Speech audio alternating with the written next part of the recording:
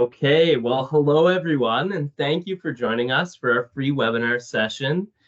Today's topic is about the new Sabre Production dashboards. We estimate that today's webinar will take about half an hour of your time, including some time at the end for question and answers. The webinar is being recorded and will be available on demand after this live session.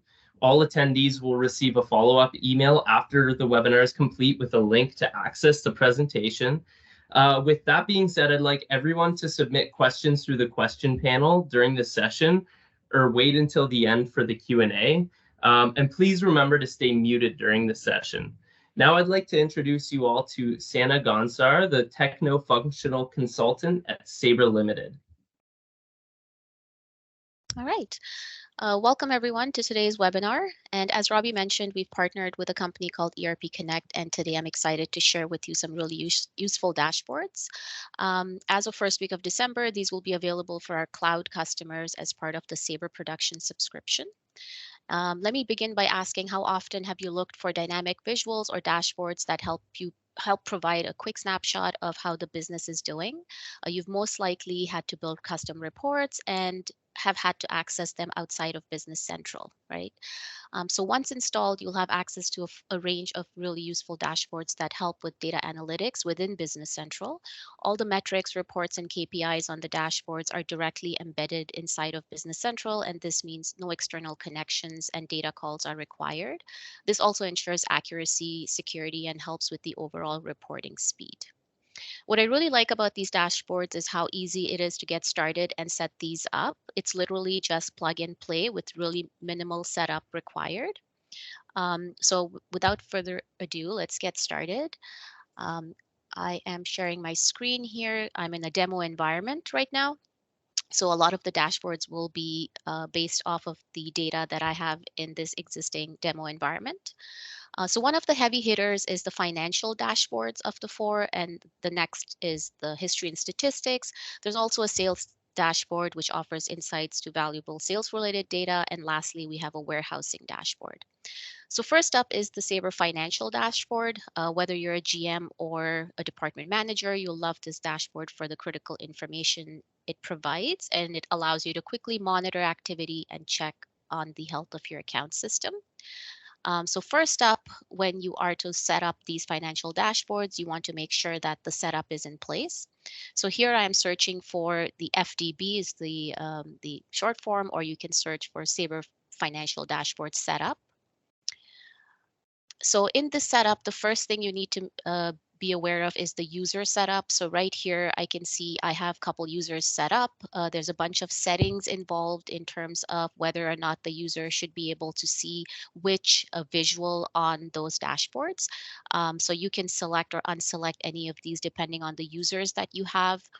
There is also an option here to have a default dashboard. So when you first go into the financial dashboard, which tab it is that you want to default to. You can start a timer, so you can set automatic refreshes. So let's say every 10 minutes. And you can also have the dashboard date range customized to your requirements. So whether you want it for daily or weekly, as of now, I have this set to the last 12 months. There's also a setting to cycle view on timers. So if you had multiple dashboards and you wanted them to automatically cycle through and update the dashboards, you can check off this setting here. So for example, if you had like a TV or a screen on the shop floor and you had a bunch of visuals showing a bunch of data, if you wanted that to get auto refreshed, then you can set the timer to refresh. Okay. So after you have the user setup done, within the general overview here, you can see you have an option to set 4 financial reports. So right here, I have financial report 1 and 2. I don't have 3 and 4 set up, but if you had more than one financial report that you wish to look at, you can do so. The good thing about this is that these are using your pre-existing account schedule or financial reports setup. So there's nothing new that you have to create to get this dashboard built. You just have to come in here and set up what the report it is that you're trying to run. And again, this is all coming from your row layout, your column layouts. These are all existing in Business Central because you're using these to run your existing reports within BC. So here, obviously, no financial report is complete. Reporting is complete without a balance sheet and income statement. So those are the two that I have identified here. If you did have any global dimensions and so on, you can, and if you wanted to filter on those, you can do so as well within these settings. You also have a section here for liquid assets. So these are normally your cash dashboards or anything that is not set up as a bank account. So for example, here I have a clearing account from an AR processing company. If you wanted to see like what is the cash in the account or predict sales and cash flows, you can do so here. And if you have more that you would want to assigned to your dashboards, you can actually group them as well. So this is just one account, but if you had a range of accounts and if you wanted to group them, you can do so here as well. There's also the capability to have a cash forecast. So you using these forecast budget names and setting up a date formula here, depending on what that timeline is that you wish to report on, you can do so here within the cash forecast. You then have some KPI settings, and we'll quickly look at the setup on the KPIs in a minute, but these are the accounts that you wish to see within the dashboards. So for the revenue account, number of employees, and so on. So all of these can be set up here. Moving on to the KPI setup for the financial dashboards. What you see here is a list of pre-existing KPIs. We have about 15 of them out of the box. If you have any suggestions or any other KPIs that you think are not covered in this list, please feel free to share that information with us, and we can certainly look into adding more, but these are the ones that are available. So depending on which KPI it is that you want to see in your dashboards, you have order pipeline, you have a bunch here. You can also enable or disable whether or not you wish to see these on the dashboards. You can also set goals. So in those visuals, you'll be able to indicate whether or not you are meeting targets or not. So here, for example, your AR payments on time, like what is the percentage that you wish to see? What is your goal? So those can be set up in the setup, and then you'll see how this looks when I show you the actual dashboard. Okay. So that is the setup involved in the financial dashboard. Let's quickly go and take a look at what the dashboard actually looks like. So I have it here bookmarked. I'm just going to quickly open it up.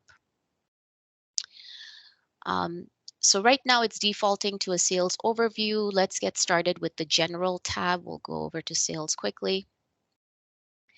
So on the general tab here, this is where you will see all your KPIs. So the ones that I just talked about, the order pipeline, average daily sales. So this is where it indicates whether you are on goal or short of goal and what the goal is and what the actual is.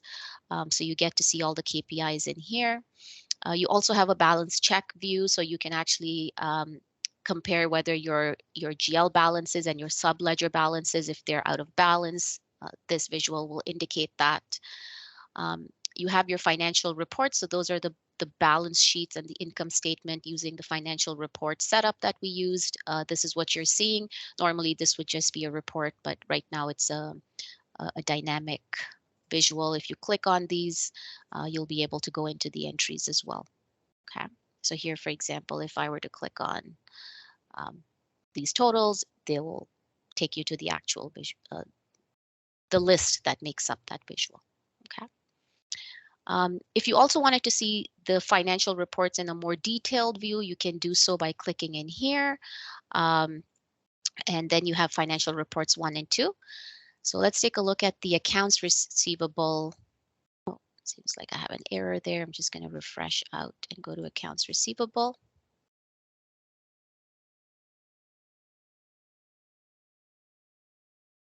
Okay. So here you can see you have an accounts receivable overview. There's a pie chart here. Depending on what data you have, this will change. You can actually drill into these to look at the entries that make up those numbers. So it's very dynamic. You also see any past due customers here. So these are just the ones that I have in this demo environment, but in your environment, you'll have your list of existing customers. You also see some details here on the customer or the AR aging report here. So you can see a list of all the customers along with the average paydays and so on. And at any point, if you see a drop-down menu like this, feel free to click on it to see what additional options are there. A lot of times you can actually open them in Excel, or if you wanted to do any recalculations, if you want to force those recalculations in, you can by drilling into this. Okay. So similar to the accounts receivable, there is a dashboard for accounts payable. So here in the accounts payable, same idea. You're looking at all the relevant details here for what's due. You have a list here for any past due vendors. Previously, we were looking at customers. Same idea. In this case, you have a vendor aging, so a list of all your vendors along with all the details here and a breakdown by number of days. Okay. There's an inventory dashboard as well. So moving on. Here you have a lot of useful information. You can look at your inventory by item category. So if that's something that you would like to report on, you can do so here by looking at these visuals. You have inventory value by locations if you had multiple locations. So if you're trying to figure out why do I have a lot of inventory in one location, needs to be moved to another, it just helps you make those decisions by quickly looking at some of these graphs. Another useful one is the inventory warnings. So if you have a lot of items that are running into a negative inventory, if that is the case, if you don't have the prevent negative inventory setting turned on, then this is a good place to see where your items are actually running into a negative. And also shows you any inventory related adjustments that were made on the items. So again, a quick snapshot here of all of that information. You also have the inventory value and statistics here, which gives you a bunch of additional information. Again, if you were to click on these drop downs, you can actually export this into Excel and do any further analysis that you wish to do. Okay. We then have a sales dashboard here.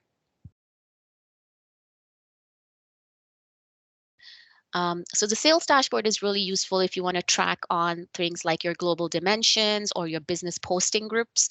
So here you can see you have your sales by department, sales by posting groups, and also by customer groups or your other global dimension. And then this one's a useful one, if a pipeline of what is in a quote status, what is open, what's released. If something is open, you can actually drill into it to take a look at all the open orders. So really useful dashboard here as well. And then you can also look at your top customer sales, for example, and then you have your top items. So if you want to focus on maybe selling more of a particular item, if you find that it's not doing so well in terms of sales, so if you want to change your focus there, this will give you a quick snapshot of what needs to be done. Okay.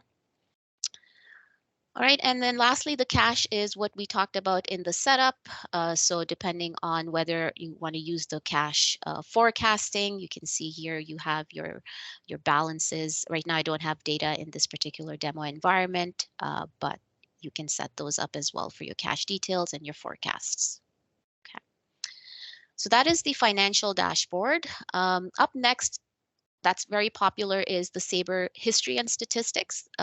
This one is perfect for anyone looking to gain additional insights into vendors, customers, and item data. It's useful for tracking trends and statistics into, and help you in making educated decisions around sales and purchasing for your organization. Okay, and setting like buying trends and so on. So there's a little bit of setup involved here in the Sabre and History Statistics. You just want to make sure that you have the ones that you are looking to track enabled under the setup. And then you can just get started with this by searching for items once installed. So here, when I search for items, you'll find under the Home tab, there is a menu for history and statistics. You can find this directly in the list, or if you were to drill down into the item itself. Here under the Home tab as well, you will find the history and statistics tab. So let's take a look at this real quick.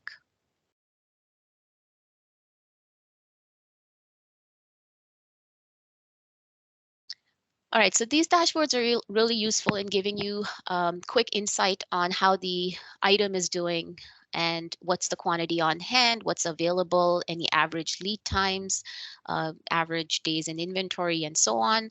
You can also see how the item is doing in terms of your purchasing and sales, your inventory levels, what's your on hand by month. You also can look at any purchase trends, any sales trends for that item, and also, if there were any open quotes, orders, return orders, both on the sales and purchasing side, you would see a list of those in this dashboard as well. Just refresh. I think I got timed out there.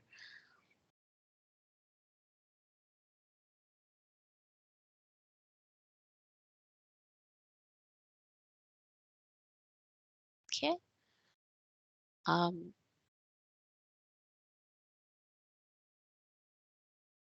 Yeah, so any open orders, you'll see that information here. Also, if you have this inventory by location, I think I picked a bad example here. I do have one that has inventory by location. I'm just going to quickly go into my items again and open the one that I meant to drill into. So let's go take a look at this.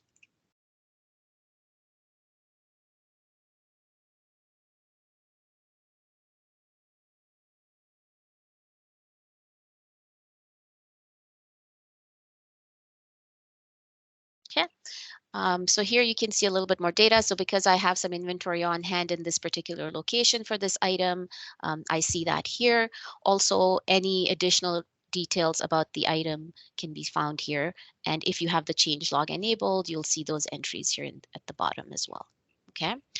So this was the items. If you were to go to the customer, you'll see the same thing.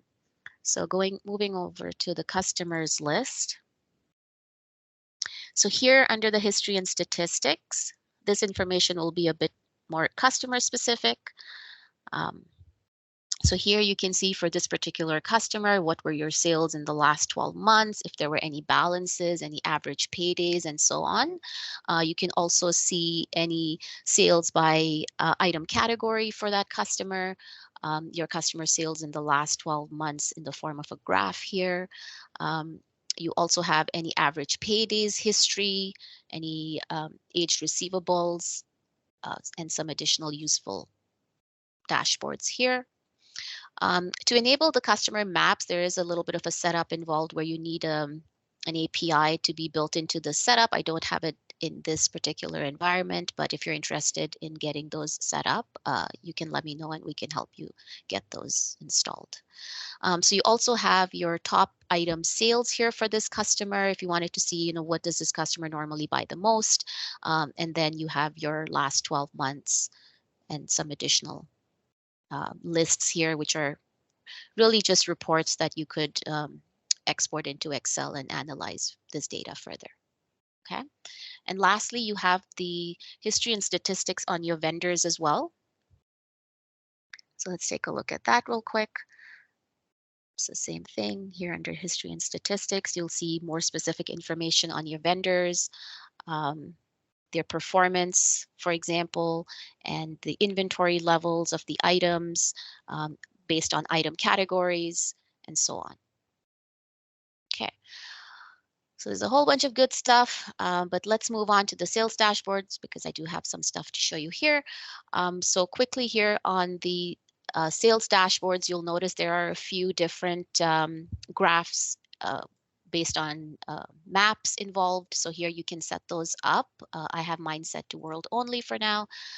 And let's take a look at the actual, and the setup really, all the setups are pretty similar to the ones that I showed you at the very beginning. So let's quickly take a look at the sales dashboard.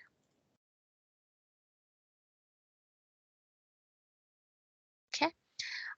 So here I have, if you had the sales by selected for world sales, you can see this map here, which will show you US on a world map. But if you were to drill into the US sales, this will actually break it down for you by state. So here you can see this is the breakdown of the fields that we have here. You can also drill these by date or by item, by salesperson. There are some really useful dashboards here that'll give you a lot of insight on sales-related data. So if you were looking for anything specific to salespeople, you have this list here. You also have some top salesperson sales. And if anything was to be back ordered, you can see a list of those here as well. Okay. And then lastly, we have the warehouse dashboard. So this is an extensive tool that helps any warehouse to monitor and analyze your levels of inventory and activity. This is broken into 7 different views, so all within the same dashboard.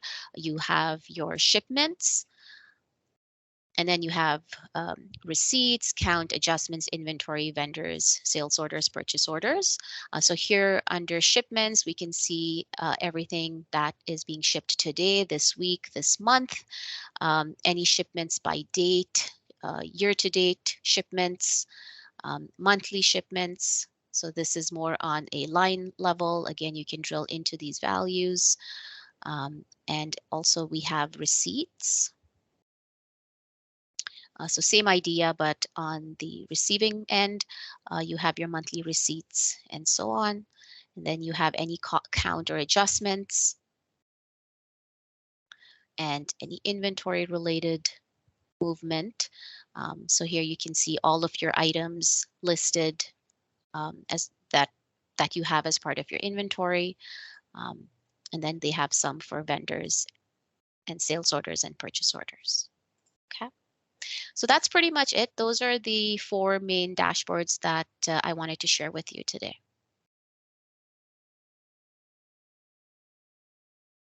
Amazing. Thank you for the presentation, Sana. Now's the time that I'd like to open this up for questions and answers for anybody that has any questions about these new dashboards and the features. This is Dan. I'm with the purchasing department. I saw you had some vendor DOT, delivery on time, delivery performance. Do we like set that up and how that is to be measured, or is that a program that's already written into it? How does that work? Yeah, most of it is all written into it. The only things that you can normally customize is set up at the setup levels, and there's also a few settings that can be done. So if the out of the box is not exactly to your liking, definitely we can have a session and go over and see what can be done to adjust that. Okay, how would we find out what it is set at? Like, is it set at the request date? Is it set at the acknowledge date by the vendor? How do we know what it's measuring? So you're talking about the Vendor DOT? The vendor DOT. Let's just go to the sales dashboard there. Sorry, no, that's not the one.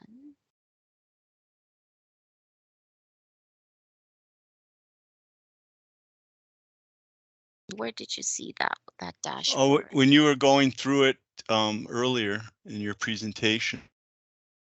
Okay, yeah, there are quite a few. Might be the one WDB. The Yeah, warehouse one. Yeah. Yeah, so there are some settings here. So in the dashboard view, you can actually set up, yeah, it's built in. I don't think it will allow you to change those on time. It's most likely coming from the vendors itself, but I can double check for you to confirm. Yeah, that would just be interesting and how it's the methodology behind the measurements. Yeah, no, makes sense. Right. Thank you.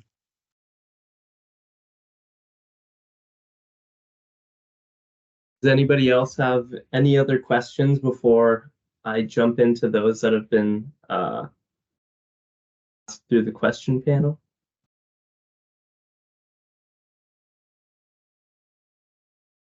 Doesn't seem like it. Okay, well, that's okay. So another question that was asked was, how user-friendly are the dashboards, and will our team need much training to use them effectively? So they're extremely user-friendly. As I mentioned, it's literally just plug and play to get started. when we install these, you will have just the out-of-the-box setup. So when your users do start looking at them, there's not going to be a whole lot that they need to do, but just look at the data. They are quite easy to set up. Like they're very user-friendly, and the neat thing about it is it's right within Business Central, so they still get the same feel and look of the same software. So it's really easy for them to wrap their head around it. Beautiful. I think we have time for one more question. So another one that came in is, are there any additional costs associated with implementing and maintaining these dashboards? So as long as you are subscribing to Sabre Production, there isn't any additional cost because you get these as part of the BE subscription or Sabre Production. If you do require any additional help in terms of the setups, or if any settings need to be changed, and if you have any questions, we can just do that as a BE session. So just following our BE rules, and you'll have an analyst go through it with you. So there's no additional cost for it. It's just fixed within the BE subscription. Beautiful. Well, I'd like to thank all of you for attending our webinar. And I'd also like to thank Sana for presenting for us today. Yeah, no I problem. hope you all have a great day, and we hope to see you again soon.